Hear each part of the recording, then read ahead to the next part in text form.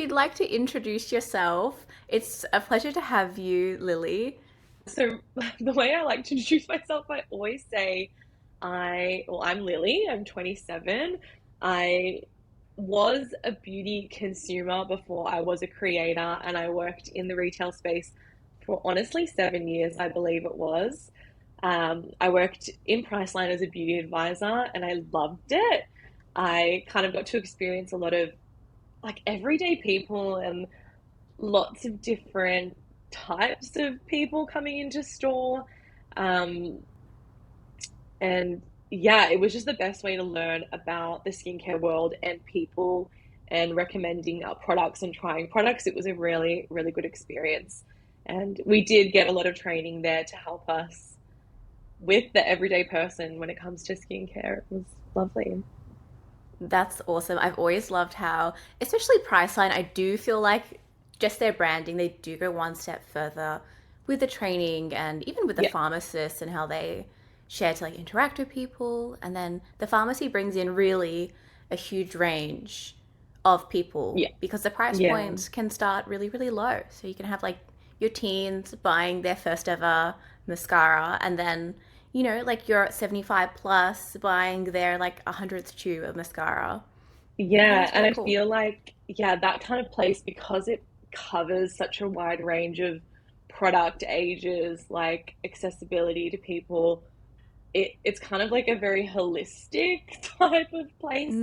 I Mm, find that the difference, we always would say the difference between a Priceline beauty advisor and someone who works at Chemist Warehouse is it is more of a personalized, holistic approach.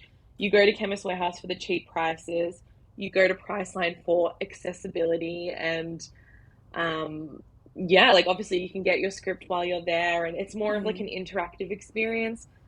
And I feel like yeah, it just invites a lot more of like an approachable customer base.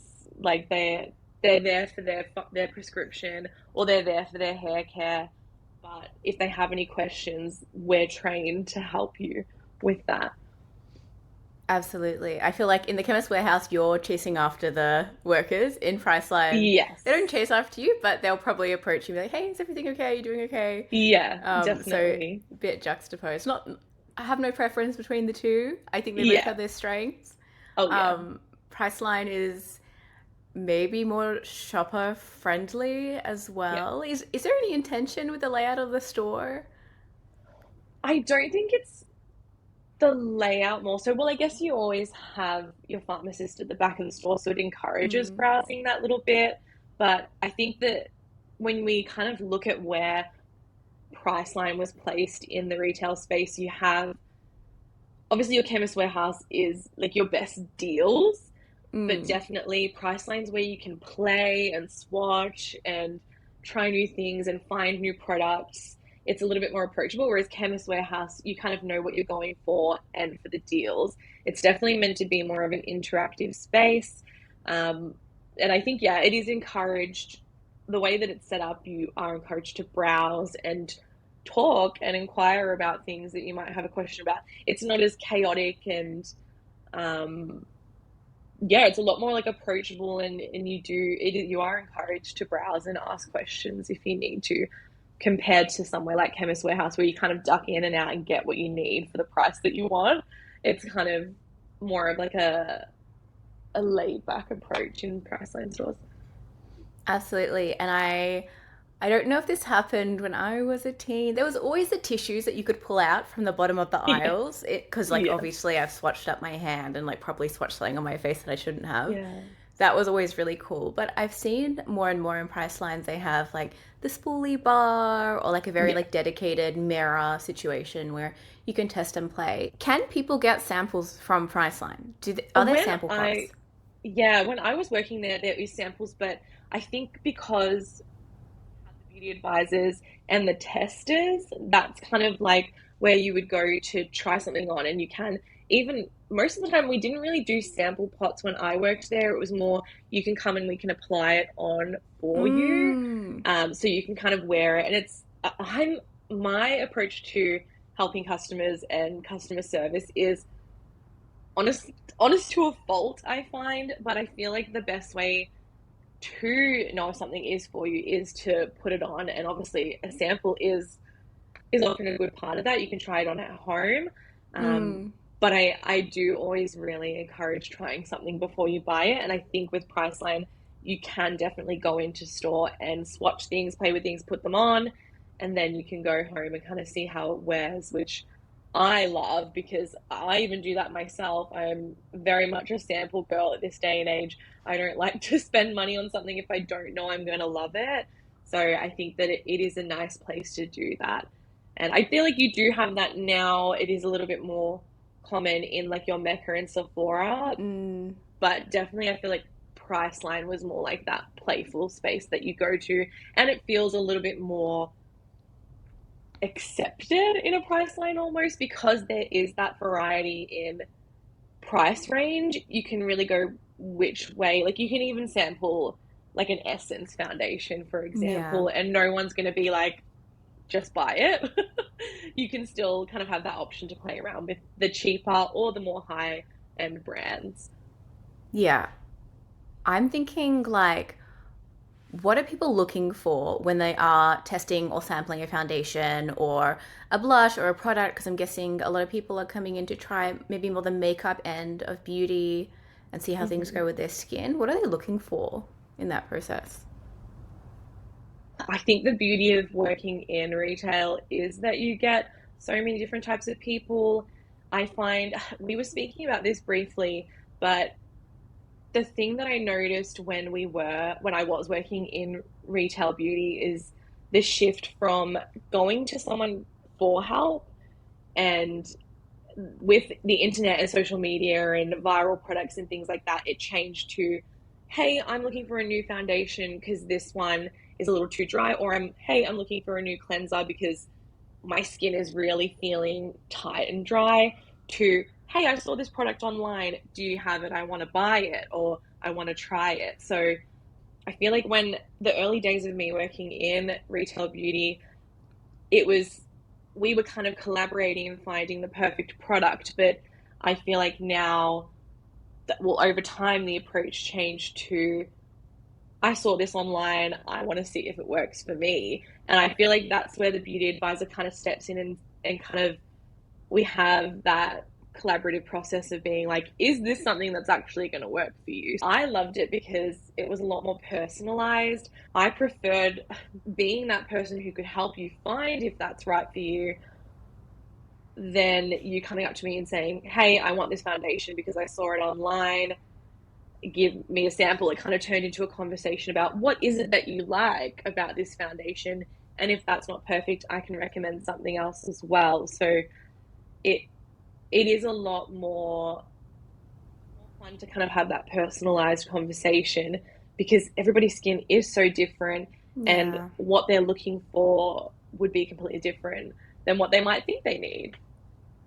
absolutely. And you saw that shift being in store, the whole rise of social media, skincare Yes. trending, way, way, way more. Because I think in the early 2000s, it was definitely makeup, makeup, makeup, makeup. And all of a Yeah. sudden, it was only skincare. Mm. People were really starting to come into pharmacy with a, hey, I saw this go viral online, or someone Mm-hmm. I watch uses this, where can I get it? Were there Yeah. any other changes in terms of how people were exploring skincare or ingredients and their approach? Like, have even the cart sizes gotten bigger in terms of the amount of Yeah. products people were Well, using? absolutely. I feel like with the influence of like online virality, it kind of went from, especially in your skincare realm, I think I noticed it more in skincare than with makeup, because makeup was, there's always that playful element. You want to try it and see if it works for you. But skincare, you kind of have this different approach where it's like, this product is going to change my life.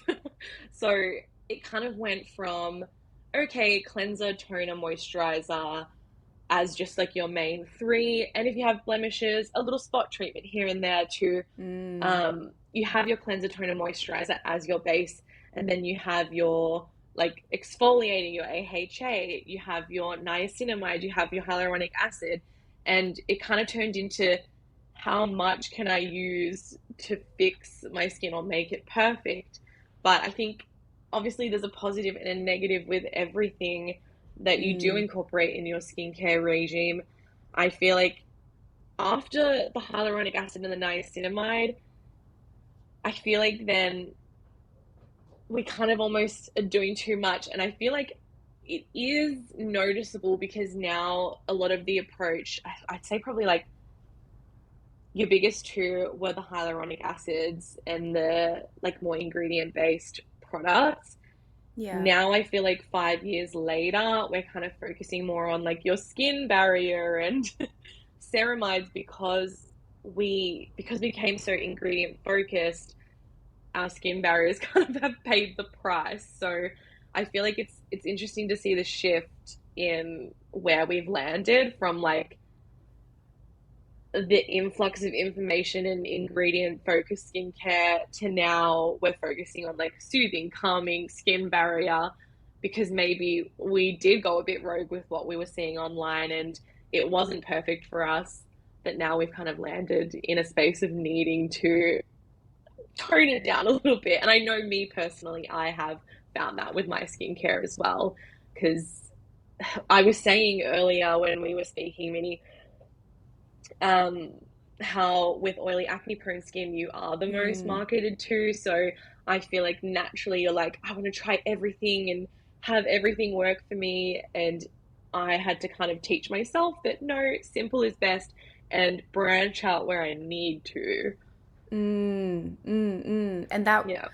was that a big journey across your skincare? Do you think you understood that more being a beauty expert advisor at Not Priceline, really, because or was it no. online that taught you that? Well, I think it goes back to me being a consumer before I was a creator. Like I have the knowledge in my head. I learned a lot through the Priceline training about skincare and like the different ingredients, but there's still a part of me that is influenced by what I'm seeing online because I spend so much time on it. So it's not until like I think at the start of the year I was using like an AHA cleanser every day. And I was Mm, like, oh, in the back of my mind, I'm like, I know that this is not going to do me good in the long run, but I think with oily acne prone skin, like you want that instant result. And I was getting that instant result. And it's not until I'm like, oh my God, my skin is so dry and it's flaking off me that I was like, okay, maybe I do know better and I shouldn't be using this cleanser every day. So I think because we're constantly on our phone seeing this stuff online, even someone who has knowledge about skincare and how it works, I'm still influenced to end up in the wrong place when it comes to my own skincare. Like I don't know what you would call that, but there's definitely like, I know in the back of my mind what's right, but I'm yeah. still influenced to try all of these products and There's yeah, see there's a how it weird goes. amount of like FOMO, maybe for lack of a better word. There's a bit of FOMO, there's a bit of I Yeah. want to enjoy the skincare, I want to understand it and experience it, especially how ingrained it is in culture now. It really is sometimes even like a status symbol, sometimes a cultural Hmm. identifier, not to get too like laid into it. But when something does go viral, I am curious. I'm like, what is this shared Yeah. experience that so many people are speaking about? And how am I Yeah. going to then understand this product or, Yeah. this new information, even just the learning of the science behind it? Yeah. It made me feel like, oh, I want to be a part of this. Like, I want to understand what's happening. Yeah. It's interesting you mentioned about the AHA cleanser because often I find it really does take time for your skin to freak out with some of those things, Hmm. especially Yeah. cleansers. And it's usually not until months later you're like, oh, something's really, really changed. And you Yeah. want to, blame something around you, which is like very natural, very human, but it can be cumulative damage over months that has been like, Yeah. oh, now I'm here in winter and my skin is freaking out. Yeah. And I think that, yeah, definitely FOMO, for lack of a better word, is the best way to put it because I definitely am a type B skincare person. And I just find, I feel like the other two people that you've had on this podcast, like they are quite type A, but I'm definitely a type B and I want to try it all now, have it all now. So I feel like I am still I know what's right, but there's still, yeah, Mm. that FOMO element where I'm like, there's a new product every other week that I want to try, and I just know it's not best for me, but there's still a part of me that's like, maybe this is the product that's going to change my life. What is a type A and type B skincare personality to you? Because I want to I understand that. think, yeah, I think that a type B person, I would say, I feel like I know the best thing for me, but it doesn't mean I always do it. Like, for example, I know like every night, take your makeup off at the end of the day. Like, I know, especially with acne prone skin, that's the in my best interest, but it doesn't always mean that it happens. So I think that that is how I identify it. And especially because I've never, I don't know if it's just because I'm a forgetful person, but the Mm. thing is with like retinol and like exfoliants, I never quite remember the days that I use them. And it's not until after that I'm like, oh, yes, I just used a retinol 3 nights in a row when I probably shouldn't have. I think it's more, I am a Yeah. forgetful person. So I think that ties into the type B. And I know what's best for my skin, but I don't always do it. Like, whether it be I'm too tired at the end of the day, or I mostly do my skincare routine in the shower. And if I'm having a morning shower, it's just like circumstantial, I guess. My Totally. skincare is a bonus on top of my routine, so it doesn't always kind of get priority. Yeah. But I know there's some people who are like, no, no matter what, makeup's coming off at the end of the day, doing my cleansing routine. Yeah. I just, I can't relate to that. I'm more of like, I do things based on my feelings. If I don't feel like it, I'm not doing it. And if I get a breakout here and there because of it, that's something I'm willing to accept. I think that's how I would describe a type B skincare regime. I actually love that. I actually like I would say there's kind of a scale on skin concerns. Like you would Hmm. describe yourself as acne prone. I would also describe myself as acne prone. The acne I experience is quite cystic and quite dramatic and fussy and Yeah. really hard to get a hang of. And I feel at a much healthier spot with my skin when I'm not Hmm. treating skincare like medicine, for lack of a Yeah. better word, or like a Yeah. prescription. Granted, if I was on actual medicine or prescription, I would be diligent on that. Yeah. Yeah. But when it comes to skincare, I'm in such a healthier space because I'm not so, these are the boxes I have to tick. And I Yeah. do let life get in the way of my skincare now. Yeah. Yeah. And I almost feel that my skin is much happier for it. And I Yeah. often share with people just chatting about skincare with them that the only hill I die on is that you're wearing sunscreen in the morning. Yes. And in terms of everything else, it's like just do your best and, Hmm. make sure that you're happy and that you're using things that align with your routine. Yeah. And this is where things like if you can't get your makeup off every night, okay, and I know people demonize makeup wipes or this and that, Yeah. but it's like, okay, can you have makeup wipes near your bed? Or can you have Yeah. a micellar water near your bed? Or Hmm. just something to work with you rather than against you and make it such a big dinging Yeah. thing. I think that's a good thing because I think a part of being acne prone, I feel like acceptance is a big part of it. Like, we Yeah. know, and I feel like I know no matter how strict I am with my skincare routine, depends on where I am on my cycle. If I'm Yeah. like those things you just can't avoid. And I think that, yeah, I think that I was really harsh on myself in my teenage years because I was being so strict with it, but the acne was still there. Like, there's obviously something else going on within my body that was causing it. So I think that caused me to be a bit type B. And I think that having a blemish isn't the end of the world. I feel like that only came with time. As a Mm. teenager, like my acne prone skin and my blemishes, it did feel like the end of the world, but now that I'm older, I realize that it's not. I think that I can be a little bit more laid back with my routine. And I just know, like, even if I'm being super strict, I might still wake up with a blemish tomorrow. Like, there is an element of acceptance and that comes with having acne prone skin. And I think it's, yeah, with age that I've realized that, really. Yeah, that's such a healthy relationship because I really loved what you said before that the pursuit of perfect skin is what Hmm. is stressing out a lot of people's skin and making them Yeah, so unhappy. But if yeah. there is some acceptance that, okay, my skin type, my genetics is showing, a certain enlarged pores or, Hmm. scars a bit easier rather than constantly chasing these strong actives that are probably really detrimental.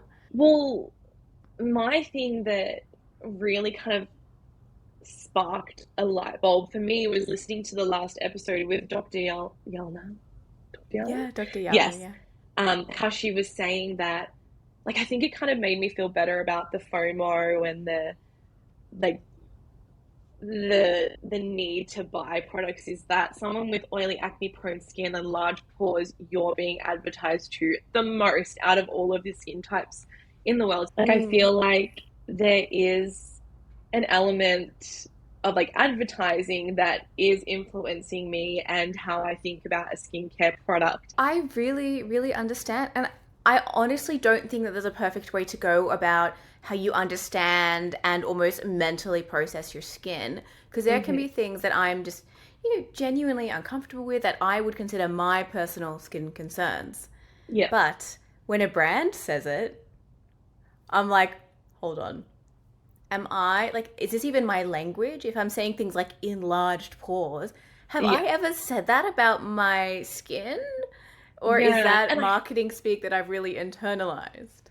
definitely, I feel like it is like, yeah, I feel like we are unconsciously like taking in the advertising that we see because even if I looked at my friend who like she struggles with acne a lot as well, I would Mm, never say to her, like of I would never say to course. her, you need to look into like an AHA cleanser because your pores are looking a little large. Like it's just that's just what her skin looks like at the end of the day. If it's Mm, perfect or not perfect, I think that the pursuit of perfect skin is definitely like pushed on us by media and I don't know, even if you look at someone with perfect skin, catch them mm. on a bad day, it's not gonna like, I feel like it's just an unrealistic ideal. And that's why I feel like the element of FOMO is so prevalent in how I choose my skincare because it's probably the advertising that I'm seeing. It's like there is products that can fix this for you, but that's not always the story and it's not Mm. like one product isn't this fix at the end of the day, but that's kind of like what is in the back of my mind from advertising really. And yeah, I have to kind of learn to switch it up every now and then and stick to the basics and I've Yeah. learned to kind of dabble if needed really. Yes. Dabble if needed. I love that. Yeah. No one is immune. Like, Yeah. ex beauty expert at Priceline, not immune. Me, like, Yeah. reading press releases all day, every day. No one is Yeah. immune. Even the imagery that brands choose to use, like, I get it. They're Hmm. businesses, they're finding Yeah. words to communicate with customers. Shared language is really important when it comes Yeah. to understanding. I get it. Makes me feel shit, kind of. Yeah. Makes us feel not great about ourselves often. Yeah. Yeah. Maybe we can loop that back into your time at Priceline. And how long were Hmm. you working at Priceline as a beauty expert? Pretty much my adult life. I was working there like after school. So I think I was, oh my gosh, probably 15 or 16. And then right after school, full time into working with Priceline, which I just loved it. And I think I was there. Oh, I probably left Priceline after 7 or 8 years, I believe. But it wasn't even like my choice at the end of the day. I still dream of working there. It really was where I felt like I was in my element. Yeah, I think that the retail side of things is why I did end up leaving, yeah. but I just loved helping people from all walks of life. Like you really learn so much about people and oh, it was just the element of helping people that I love the most because as much as I love product, I realized for me, applying makeup or applying skincare wasn't really where my heart was. It was helping people find the tools to feel better about themselves. That was like why I was there in it and doing that job every day.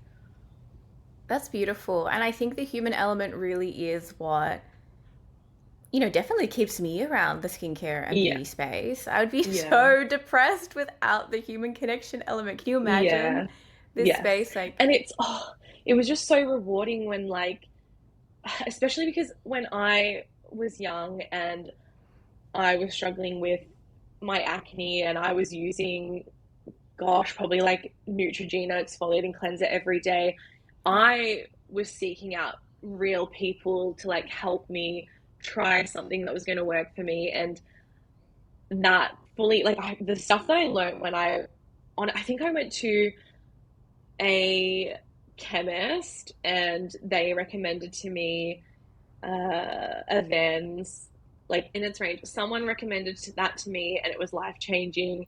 Even the way I wore makeup, I think I went to a MAC counter and was like, "Oh, this acne, give me the fullest coverage ever." And someone said, like, "No, I don't think that's the right idea," because I did have quite like preteen skin. I was very young. They said, try something a little bit lighter and just put the coverage where you need it. And that fully changed how I apply my makeup, and that recommendation of a Ven, like I used that, oh my gosh, up until probably like 5 or 6 years until my skin yeah, did start to mature and I did dry out a little bit. But yeah. those that advice that I received from a beauty advisor changed my life. So I was so excited to be that for somebody else who was struggling with their skin concerns. I think a lot of people relate to that. It really is one conversation with a beauty expert that you can Hmm. tell cares what happens to Yeah, your skin, especially as women. Not to go there, yeah. but to always go there. Like, we have so many professional conversations with people Hmm. that, often feels like they don't care if we live or die. So to Yeah, have yeah. someone just be like, hey, I hear you, I hear what you're saying, here's something that is going to be most kind to you, and have that Yeah. dignity, it's like, And I think that I loved being at Priceline because I don't gain anything by like giving you these products or having you purchase these products. I yeah, just want to hear how you go with it. And I was always very honest with that. And when people did come back and be like, oh my gosh, that cleanser actually did help so much, it was the best thing ever to me personally. That was the most rewarding part of the job because I know that that's what helped me. And if I can like kind of, I guess, pay it forward through being that totally. person to guide you to the right product, it was, yeah, just very rewarding. And I think that connection and just even love of like trying new product, there were so many customers that came in that we just ended up like catching up every now and then to be like, oh, did you see this new product? Or, oh, have you tried that new product?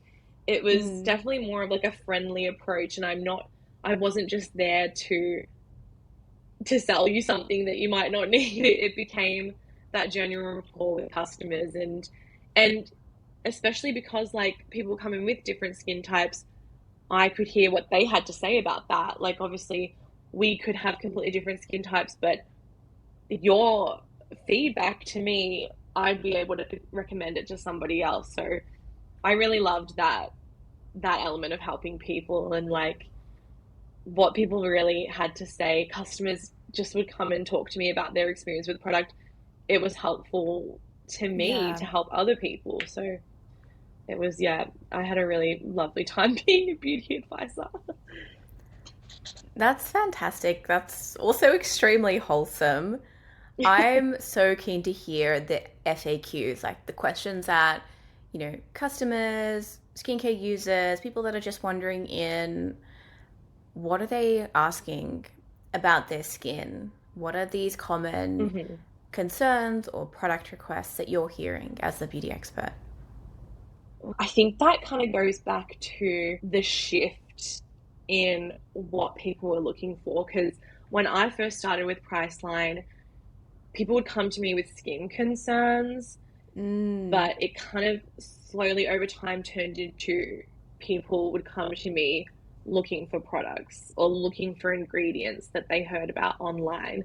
So I kind of saw that shift on how we approach skincare go from I have an issue that I need to fix to this product is going to change my life. I don't know. Because I just noticed that I think it started from when hyaluronic was like hyaluronic acid was introduced into the market. And I Mm, feel like that was good because everyone could kind of benefit from hyaluronic acid. yeah. Everyone could use a little bit of hydration.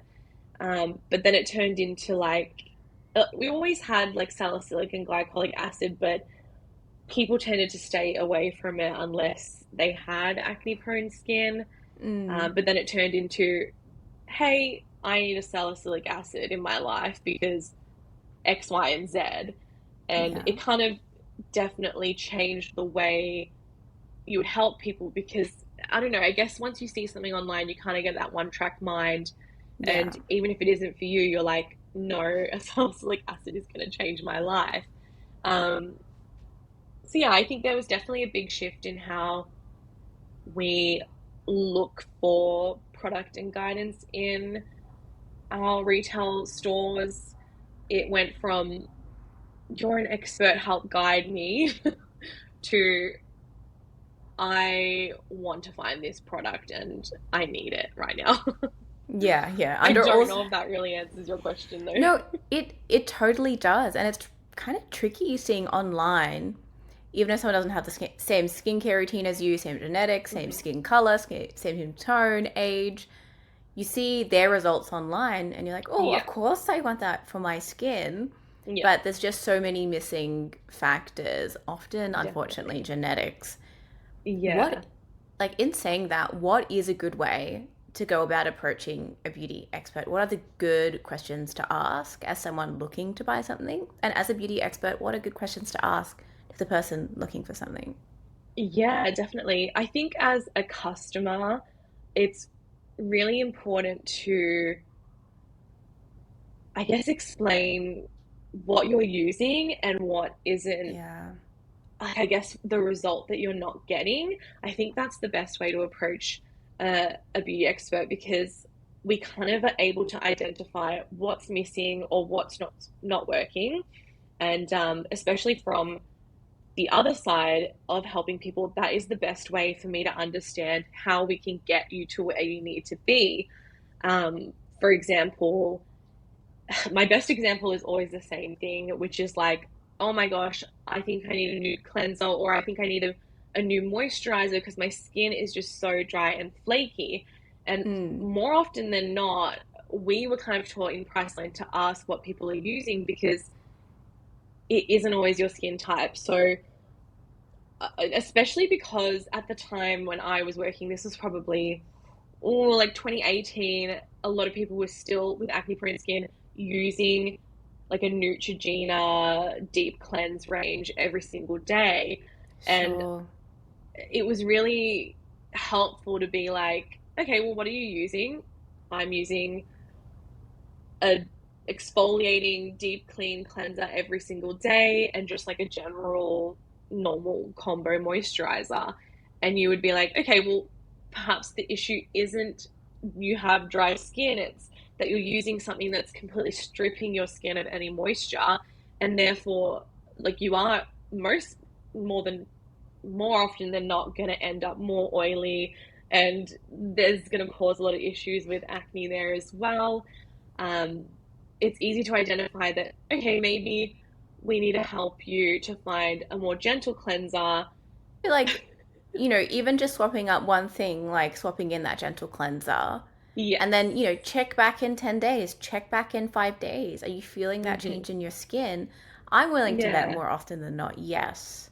Yeah. But there's a And huge distinction. yeah, even with myself, I know for a while I was comfortable with that squeaky clean finish on my skin because Yeah. my acne was better. And then every time I would approach someone being like, oh, my skin's so dry, they would be like, okay, well, it's your cleanser. And I was so connected to that cleanser because it cleared my acne that I Yeah. was trying to make up for it in my other products. I was using the hyaluronic acid. I was doing like a night cream that's a little bit heavier because I wasn't ready to give up something that fixed my acne. Yeah. Um, and yes, I had to kind of learn that that squeaky clean feeling wasn't going to work for me anymore now that I'm getting older and my skin is getting drier. And I had to hear it a few times from the people around me, from the ladies that I approached in the chemist. I I knew at the end of the day that that was something I had to move on from, but I wasn't ready for it yet. But yes, it wasn't without the influence of beauty advisors or retail advisors. Their advice, yeah, changed my life. So I loved being that person for other people. That's such a good example as well. And it is really easy to just really cling on to the one thing that cleared or fixed your Yeah, skin. And this is a yeah, really weird time going from 20 to 30, at least for me yes, personally. My yes, skin changed so much, especially in terms of the yeah, oil content, but I mhm, was still very much acne prone. But yeah, the same thing didn't work, freshly 20 to nearly yes, 30, which is just frankly rude. Very, yeah. very rude. Yeah, I Wouldn't it think be nice? that's the biggest change that I've seen in the last year. The stuff that I was using and I could get away with, like for a while, that really astringent acne cleanser was working great for me, and I could make up for it in my hyaluronic acids and my moisturizers. But now that I'm getting older and that hydration is harder to find, it's that's something that I had to kind of let go of, and I couldn't make up for it anymore. So I Yeah. had to kind of really change my approach. And that's where I guess the advertising and the influence on me fully took over the knowledge that I have in my head. I Yeah. know what's best for my skin, but I'm seeing things online that are influencing me. And like, I guess you always kind of have that element of wanting instant results. And I feel like I'm more privy to want instant results than to remember in the back of my mind what's right. Absolutely. And I don't think any amount of learning or rewiring can really take Hmm. over that human, like almost Yeah. caveman want for instant results. Like, Yes. tell Yeah. me there's a magic button to press, and I think I'm jumping on Exactly. it. So, Yeah. I'm really curious about the training process at Hmm. Priceline behind the scenes because obviously there is such a wide range of people that work at Priceline and then Yeah. also shop there. What was that like? And also because you started when you're like 15, 16. Yes. So learning that as a really Yeah. young person, I'm very curious. No, the training was amazing. I think what really aligned with me was the honesty of it all. Like, we're Mm, here to help people find solutions. We're not here to sell them a billion products. It's the recommendations, and it all just came from a very honest place. It was like, if a customer's coming to you looking for a hyaluronic acid, you want to remind them like how the product is used. And I think that that's what I appreciated about it so much, is that if there was an opportunity to upsell, it was only to complement the product that they're already looking for. It's not like someone's going to come in looking for an acne product. You're not going to be like, do you have a night cream? It definitely was more of a holistic approach when you really think about it. And because we had the ability to give samples and get people to take things home, it became like an honest connection between you and the customer. It was never buy this, this, and this. I think that's why working there resonated so much with me, because it was all based in just being honest with your customer, because yeah. they're not going to buy something if they think it's totally out of their regime. I think that just approaching the customer with curiosity was the biggest thing that they taught, especially even when it came to makeup. Like, what are you looking for in this product was the Mm, question that we asked, because you can recommend, someone could say, oh, I just want an everyday foundation. And it's like, well, I can recommend you my favorite everyday foundation, but that's not going to be what somebody else is looking for. So the yeah. question became, all right, what kind of coverage do you like? What kind of finish? What is your skin type? All of those questions help us to find a product that is perfect for you, not just based on like something that I love. Because something that I love could be something that you despise in a foundation or a skincare product. So it definitely was more approaching your customer with curiosity. Even though they're telling you they want one thing, if you stay curious, you can kind of find two to three things that will benefit them. Yeah, yeah, and that's really what takes a decent-ish recommendation to okay, this is a new holy grail for me because it does tick Yeah. those three boxes rather than just the one box. And all of a sudden you find exactly. out, okay, someone works long hours in a warehouse packing orders. It's like, Yep, okay, that would definitely change what I recommend. absolutely. Yeah. And even like someone would be like, "Oh, I want a long wear foundation." And it's like, well, what do you do for work every day? If you work outdoors in the sunshine all day long, you're what you want in a long wear foundation is going to be so different to what I would want in a long wear foundation. So that curiosity really made it so much easier to help people find exactly what they're looking for because like I know like just words in general, you could say something that means something completely different to someone else. So it that curiosity really helps you kind of get on the same page. I am such a stickler for this, honestly. I always say, because as some people know, I was married, but for my wedding Hmm. day makeup, I showed the makeup artist a photo of her work that I loved. And that's Yeah, always like, it's always a safe bet. Show them something on someone that looks like you and yeah, ideally their work. That's great. But yeah. unfortunately, she didn't clarify anything with me, and I was just kind of none the wiser. I ended up with the biggest false lashes Yeah. I've had on my face, my little face, Hmm. in my entire life, and everything was thrown off balance. Yeah.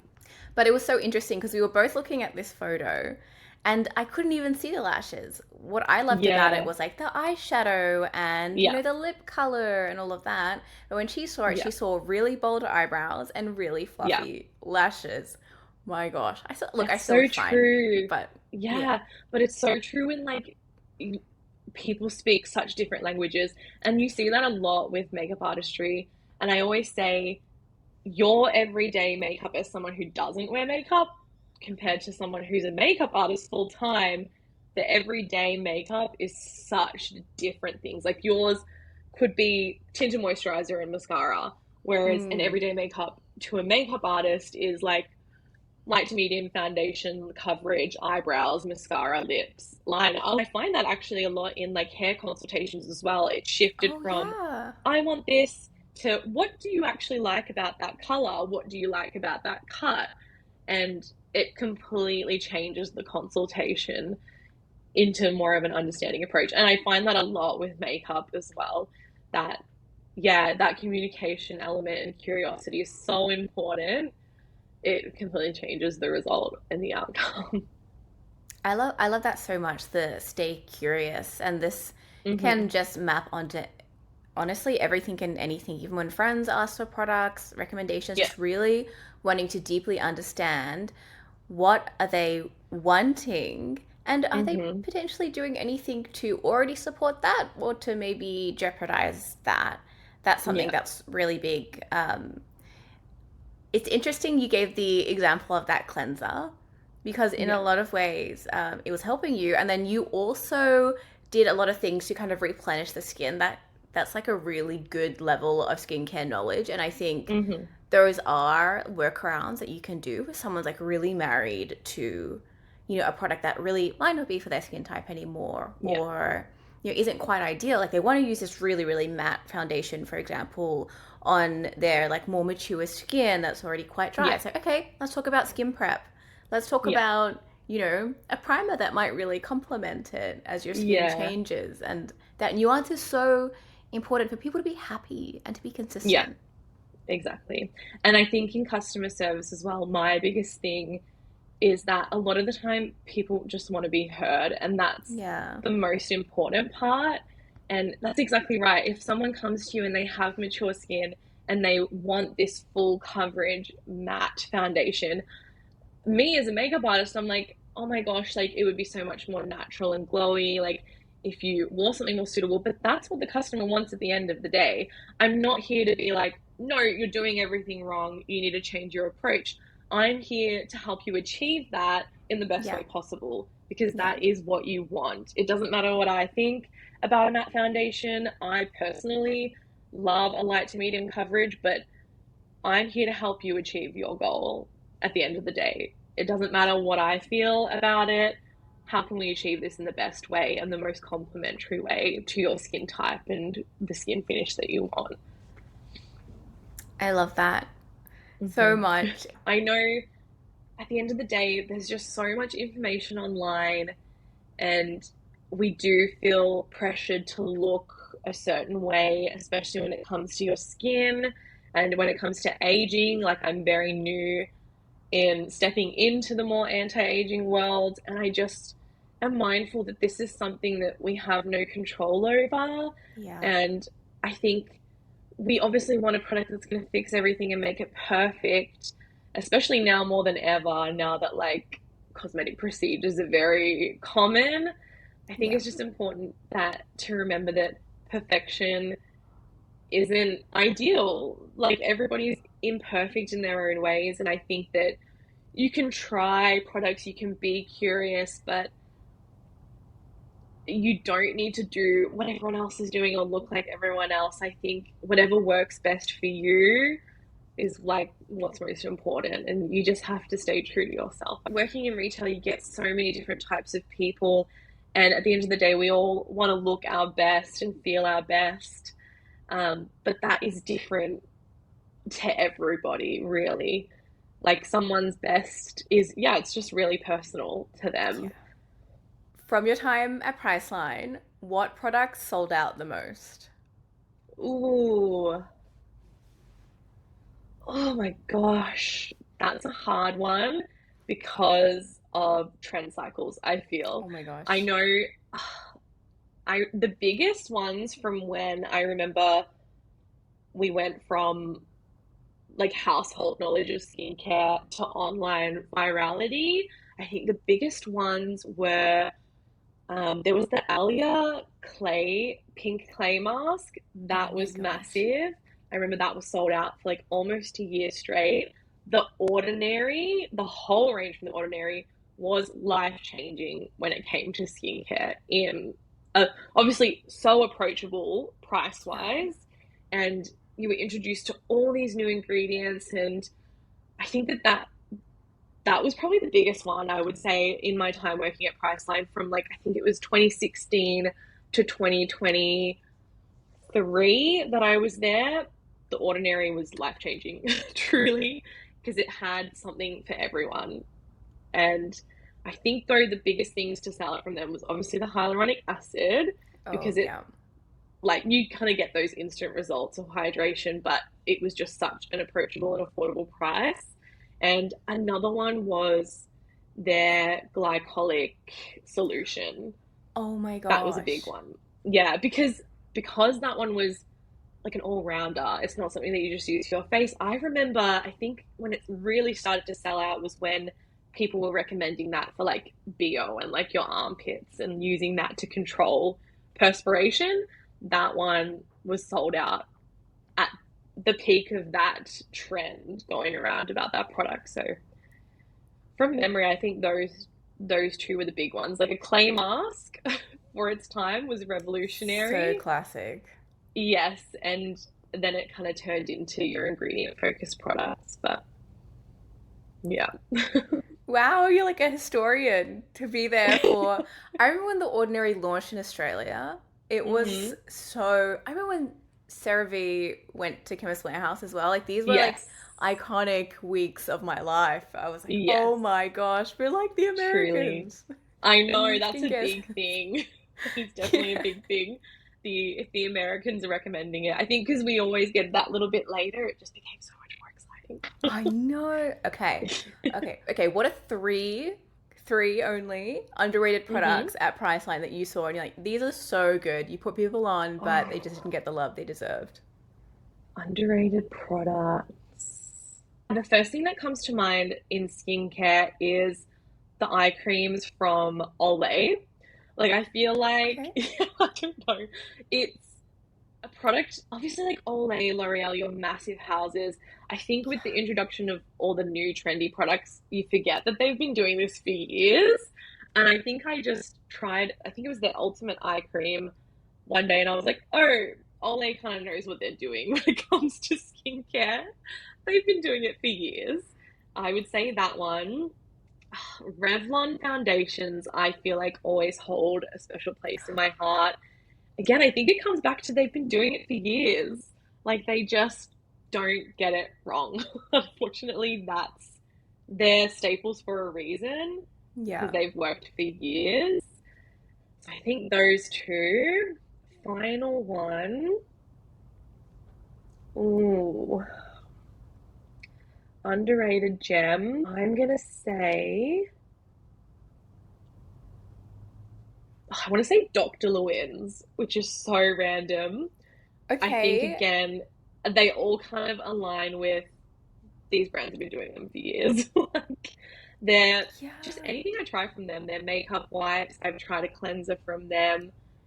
They're kind of a great go-to brand that everyone forgets about. I think they just get lost. But I every time I try a product from Dr. Lewin's, it's great. It does it everything that it says it's going to do. Absolutely. Like these are very iconic, Yeah. well researched. Like you're never going to find an Olay product that doesn't have something insanely well researched and, Yeah. the case studies and the consumer Mm-hmm. trials and all that Yeah. stuff. So I I think love they're that. just like people, I think you obviously get so influenced by newness every day, but you forget that yeah, these brands have been around and they know what they know what to Absolutely. do. Yeah. That's such a good reminder. I hope they have a resurgence. I hope they have a Yeah. resurgence. Revlon is, oh my gosh, they have like a shimmer brick that's almost Bobbi Brown inspired. I used Yeah. that Yeah. for 5 years straight, never hit Yeah. pan, and it just Mm-hmm. made my cheeks look like heavenly, glowy, Yeah. iridescent, and never use anything like it again. I Should know. probably They pick it up definitely know again. what they're doing. Definitely. Honestly, do you wish I asked you anything about your time at Priceline, your experience with skincare, makeup, even like doing content online, anything? I am all ears. I just want to know more about this app that you're making. I am, you have no idea. I have been talking about it to all my friends, being like, Oh, you're oh, lovely. this is just so exciting. And like, because everyone's like, oh, like, I've been talking about coming on this podcast and talking to you about it. And I'm like, it's all because of this app that I feel like the world needs it. And I'm like, I'm just so excited, especially because I am a type B. If I just had a Yeah, little reminder, like that would be life changing for me. I To, like know. even if I'm like going to bed and my head's already on the pillow and a little app like even said to me, "You need to do your retinol tonight." That's enough to get me out of bed and do it. Like I think That's that amazing. something like that would just be wonderful. And I don't even know if that's what you guys are planning with Dewey, but I think that a skincare related app, regardless of what features it has, would be something that I would rave about. So, and all my friends Oh, agree as well. that's They, so cool. yeah, and like they're all my friends are not content creators, and they're like, oh my God, I totally would use something like that.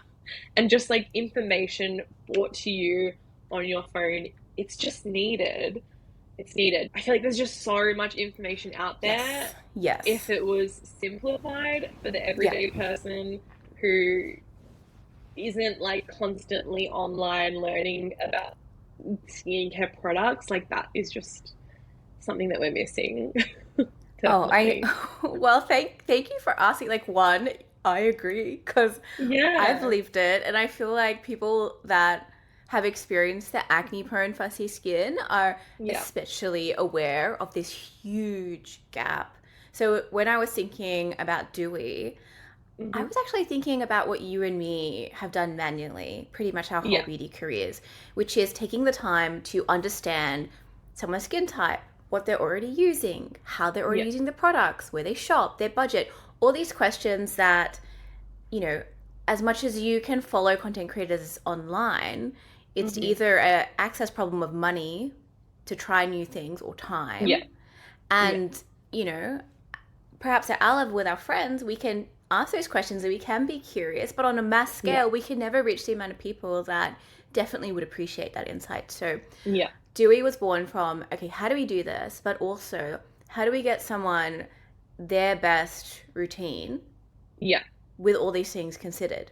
Because Yeah. in my brain, it's such a hellish answer to tell someone, here's 20 products, just buy them and then, you'll Yeah. be fine. It's like, no, I want to figure out how can something work with what someone already has and then like Yeah. really refine their routine to, Yeah. maybe their tips are to cleanse for longer, for Yeah. example, or to use the retinol, 3 times a week, but they're using it nightly and they're getting Yeah. irritation from it. Just little I love tips from that. what they already have. So, Dewey at its core, we really want to have an interactive chat feature Yeah. that will be after a pretty detailed like inbound quiz that's inspired by Yeah. these consults that we love that ask the questions that aren't marketing speak or Yes. like tick your skin type.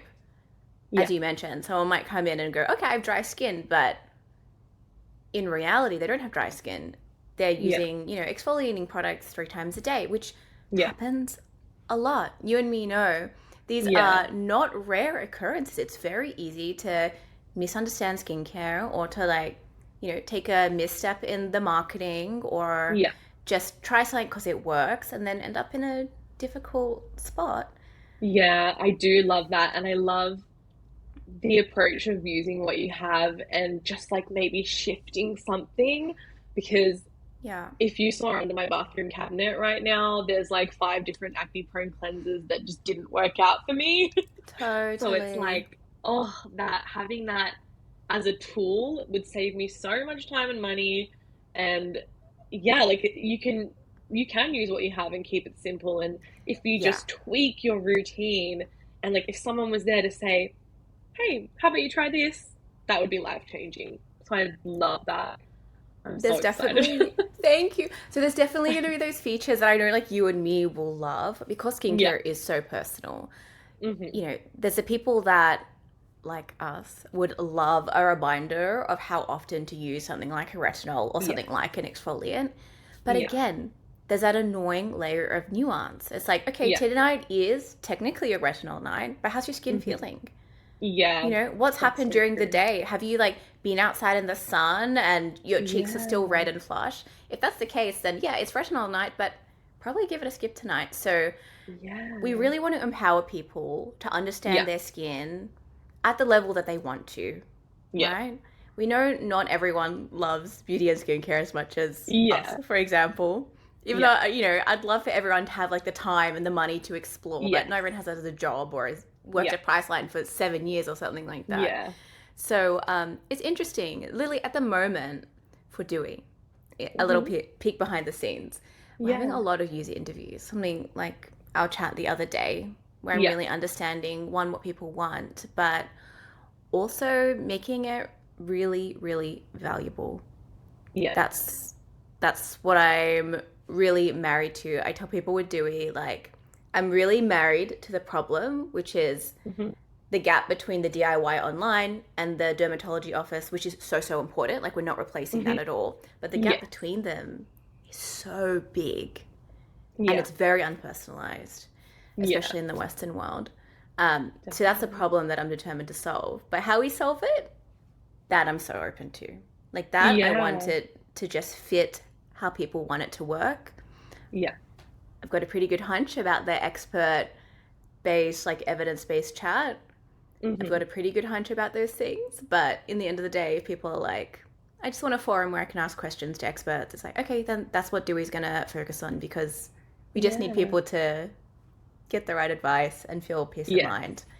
Yeah. Yeah, That's that's so the good. spiel at this point. Yeah. No, but I remember we have discussed this, just us two, but there is that gap because we shop online so much. Like, Yes. I know that when I was struggling with acne as a teenager, I'd be like, oh, I'm going to go to my local Priceline and ask a beauty advisor. But now we're like, we can just buy everything online. We can get a whole routine and like put it all together, chuck it in a cart and press buy. But there's no one there to be like, hey, actually, you can't actually use this product together every day. Like, it's going to cause irritation. That's where I feel like an app that, even if it's just information, Yeah. that is so helpful because the first instinct isn't to go to the shop or go to the beauty therapist. It's, I'm going to Google a whole new skincare routine tonight and put it in my cart and buy it at midnight. Like, Amen. that's where I feel like you could fill a gap because we're more likely to go online to get all our skincare than approach someone and talk about it in a shop. So Mm. everything that I feel like I did at Priceline, I can't do it if someone's just shopping online.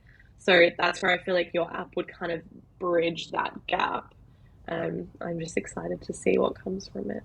Thank you. Like, you're spot on, right? Like, we need this unbiased third party because Yeah, brands aren't incentivized to educate the customer because it's not sexy to say you actually only really need three products and yeah, everything else is extra and it's really nice and it's exactly. great, Yeah, but it's not particularly essential. And perhaps yeah, seeing a medical professional actually get to the results that you're after long term, that's not sexy, and brands can't say that.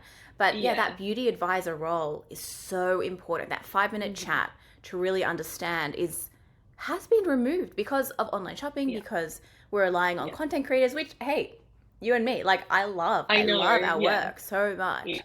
But people are being underserved and it's costing a yeah. lot of money. Yes. Such a big part of my passion behind this is it doesn't just cost money, which really, really sucks. It doesn't just cost time, which really, really sucks and is Yeah, particularly difficult, yeah, especially for like the mums that are working a job and taking care of kids or yeah, whatever it is. It's also causing permanent damage. yeah. Because even that example Definitely. you said, it's like, well, you can't use those two products together. People don't realize that skincare is very, very adjacent to health and Hmm. medicine because skin Yeah, covers us head to toe. And you yeah, can have things, wrong or stress about your skin. That is medical. yeah, yeah. No, that's so exciting. That's you almost got me. I could probably go on for an hour, but oh my gosh, I mean, And I would listen. oh, you're a sweetie. I feel like I wasn't playing with my hair too much. No, yeah. I hope that you and me can do more stuff with Dewey, and Yay. we're at the moment we're refining the inbound quiz to ask Yeah, helpful questions about people's skin and their yeah, routine and how they understand the beauty world that they're in. So of course I'd love your thoughts on that. Like I'd love yeah, roast it, give it the thumbs up, tell me what's yeah. missing. Just reach out. I'd be so happy to help.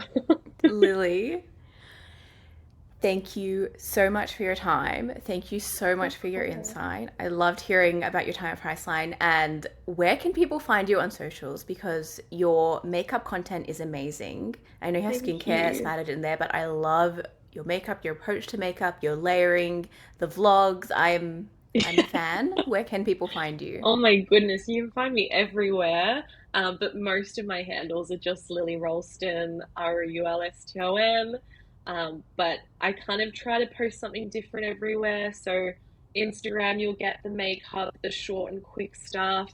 TikTok's a little bit more in depth and chatty. And YouTube's honestly just everything else that falls in So good. between. So pretty much all under the same name, but I try to keep things different everywhere. Thank you for your time. Thank you, and thank you Thank everyone you for so much. watching.